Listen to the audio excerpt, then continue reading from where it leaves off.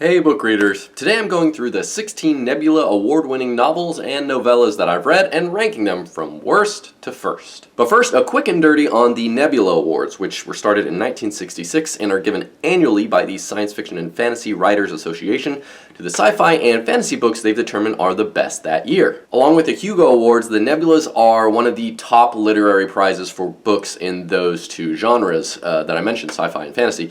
So now let's get to my rankings. For me, the worst of the bunch, my least favorite read of all of these, was Annihilation. And this is a book I feel like you either love or you hate, and I was not a fan. It had a neat premise, but the confusing execution left me disappointed that I wasted time reading it. Novels with unexplained phenomena are fine, as long as there's a resolution, or the clues make sense, or you can follow the breadcrumbs. This book just made no sense to me. I didn't have a moment where it all clicked. For me, the whole thing really just kind of made me upset. Coming in at number 15 for me is Dragonflight. The Dragon Riders of Pern. A bunch of people love this classic fantasy series, but not me. This was written in the 1960s, and it honestly feels like a different language almost. You've got humans bonding with dragons, a really forced love story, and the beginnings of a battle against the bad thing that's threatening their planet. Everything is built up at a lightning fast pace and then just ends abruptly. It all fell pretty flat for me, mainly because everything felt kind of surface level-y. The characters, the action, and the romance. Now I understand if you read this one back in the day and you have a nostalgic spot in your heart for it, but otherwise, I just don't get it. At number 14 on my list, I have The Gods Themselves. This is a completely forgettable Asimov book involving parallel universes, infinite sources of energy, and aliens. And those are really the only three things from the book that stuck with me, which is kind of sad since I only read this a few years ago. Not sure what was happening in my life exactly when I read this book, but clearly something more important than this sci-fi classic because I retain so little information about it. And that's, I guess, just the way it goes sometimes. Moving on to number 13, which for me is Ringworld. This is another really cool sounding idea for a book that didn't end up striking a chord with me. There's an exploratory mission that crash lands on this gigantic artificial ring. Obviously that's why it's called Ringworld. So the crew has to figure out, now that they've crash landed, how to get back up, how to fly away, how to go back home. It sounds mysterious and interesting when I say it, but none of the characters in Ringworld clicked for me. I mean, in the end, I didn't really care whether they got off Ringworld, the giant ring, or not. I just wanted to finish the book and move on. Coming in at number 12 on my list is The Forever War. Here's a sprawling military sci-fi with humans versus aliens. Time dilation means that the main character, whose name is William Mandela, he comes home after his first tour of duty to a completely different Earth than the one he left. It's changed 100%. So it's weird for him, and he decides to re-enlist and continue fighting aliens while he's aging slowly compared to the other humans that are in the greater galaxy. I don't love books that are tedious about military details. That's the main reason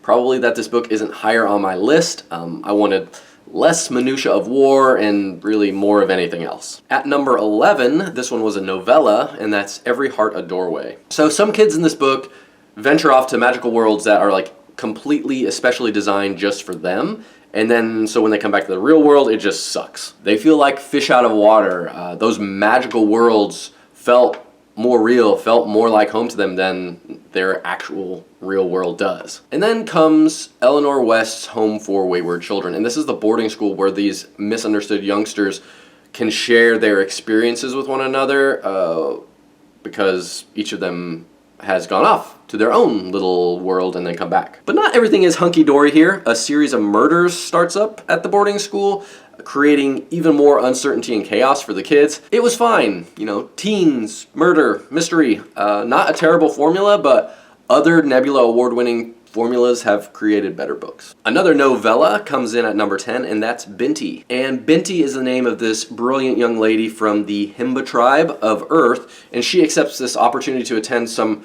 prestigious university in outer space on scholarship. Her people are isolationists on Earth. They want to remain there. They want to stay there. They don't want to go gallivanting around the galaxy. So this opportunity is a really big change for her, and once she sets off towards school, the novella digs into her struggles with identity, cultural differences, and what it means for her and her people in the grand scheme of things. And what really kicks off the action in this one is when she comes into contact with this jellyfish-like alien race. The tension ramps up and it gets interesting. So I mean, it's a short and sweet sci-fi that did enough to keep me interested in the protagonist. So, you know, overall, a solid novella. I'm really on a novella roll here as we go to number 9, which is All Systems Red. This fast-paced novella is funny, action-packed, and crammed full of suspense. The main character named Murderbot wants to, you know, binge watch soap operas rather than save the humans that it's responsible for, the ones it's been assigned to protect,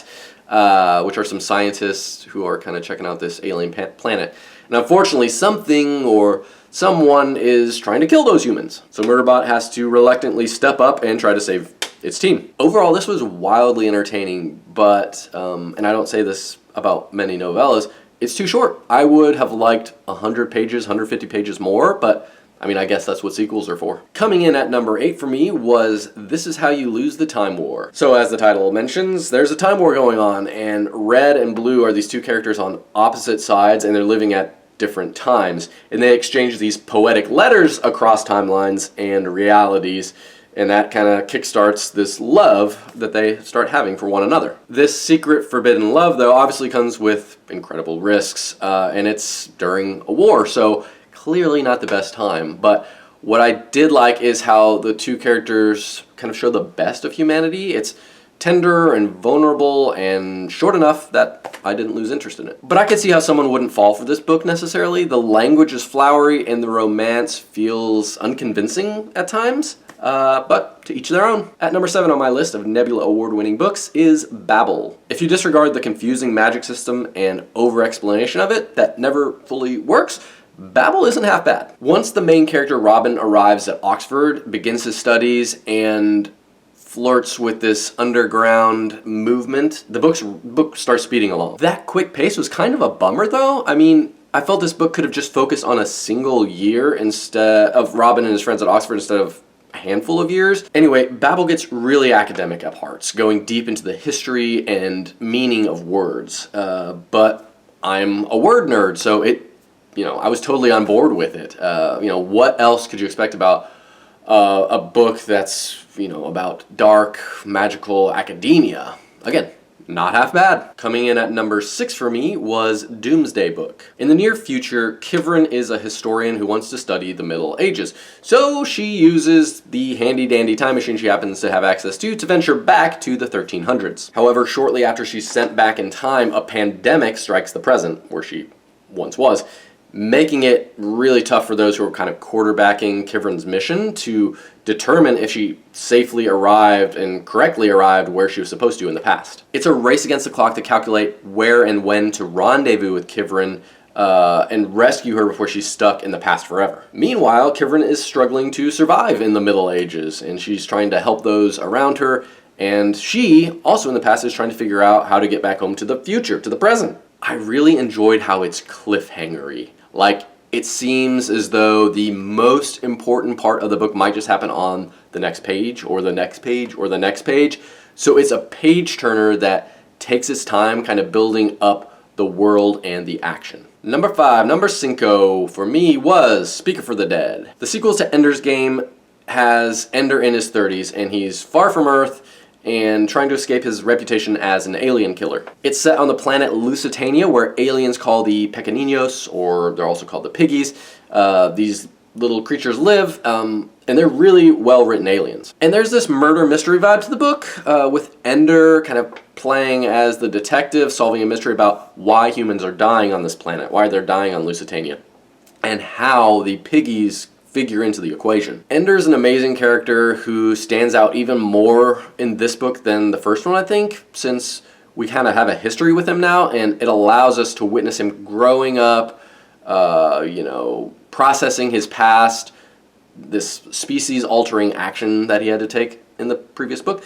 So it's all about the emotions, especially guilt and forgiveness. It's incredibly deep and thoughtful, far more mature in its material than Ender's Game was. Coming in at number 4 on my list is Flowers for Algernon. In this classic sci-fi story, Charlie Gordon is a man with a really low IQ who undergoes this scientific procedure to boost his brain power. And after an experiment on this mouse named Algernon enhances the animal's intellect, Charlie is the first human test subject to see if this experiment is going to work on people as well. And guess what? It does. Charlie becomes a genius, smarter than like everybody else around him. But the change comes with a cost. It impacts his personality, his feelings, and his way of looking at the world. Then the question becomes, what if the experiment doesn't stick?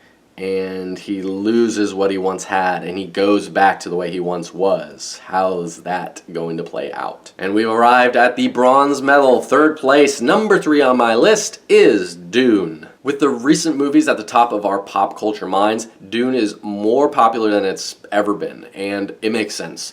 There's a ton to love here, from giant sandworms, life-belonging spices, religious prophecies of a chosen one. And really the only reason it's not higher on my list, because I know a ton of people love this book, my eyes kind of glaze over when there's a bunch of politics in a book. I love the action in Dune, the tension, and the characters, but I'm a dumb dude. The big political picture gave me a headache. We're moving on to the silver medal. Number 2 on my list of Nebula award-winning novels is Rendezvous with Rama. Now here's a book about a mysterious alien spaceship. What's inside? What's its purpose? Who sent it? This first contact story features a colossal interstellar spacecraft dubbed Rama, and the handful of completely forgettable characters, to be honest, that are in the story explore this gigantic can-shaped craft. And that's the juice of the novel, and the juice is worth the squeeze. Because the astronauts only have a short time to get to the spaceship, check it out, explore it, get in, get out, get on their way. And like the characters, you're trying to figure out the inner workings of this super cool ship and what its overall purpose is and why it's zooming kind of close-ish to Earth. It's executed so well. I mean, you can picture all the details of Rama, and that's what makes it so good. And while the ending is satisfying, it leaves you wanting more. Just don't read the sequel, because it's pretty awful. And taking home the gold medal, number 1 on my list for this sci-fi and fantasy award is none other than Ender's Game. It's a modern classic in the sci-fi genre with a genius kid in military space school training to become the general Earth needs in its war against the alien race of buggers. We get to see how Ender is tested time and time again, whether it's forming alliances or deciding when force is required and strategizing how to beat these insurmountable odds that are stacked against him. Even the tiniest little actions that he takes has some significance to it, some weight, because this is a high-pressure environment. All eyes are on him. All eyes are trying to figure out if he's suited to become the hero that humanity needs. It's one of the most entertaining, unputdownable books of all time, and that's why it's number 1 on this list.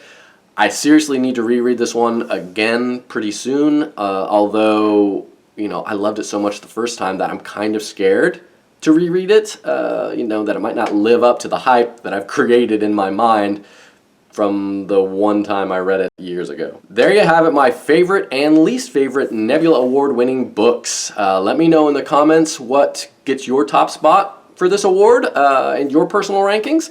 And be sure to suggest any good Nebula books that I didn't mention that I haven't read before. I'd love to see which ones are, people actually like. Anyway, happy reading.